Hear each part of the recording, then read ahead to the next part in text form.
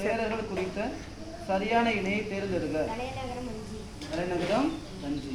கபிலன் ஒரு பல்லவ நாட்டு வீரர் எனில் அவர் நாட்டு கொடியில் உள்ள சின்னம் எது?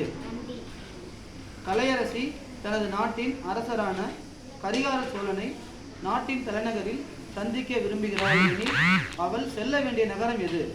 உறையூர். தமிழரசி பட்டினப்பாலை என்னும் நூலை படித்துக் கொண்டிருக்கிறாள் எனில் எந்த மன்னர்களை பற்றிய அறிவாள்? பாண்டிய மன்னனா சோழ மன்னர்களா? சோழ மன்னர்.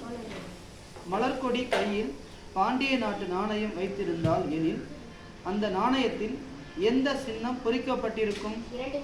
2 மீன்கள். சதிக்கு சுற்றுலா சென்று அந்நாட்டில் சிறப்பு பெற்ற பொருளை வாங்கினார். அவர் வாங்கிய பொருள் என்னவாக இருக்கும்?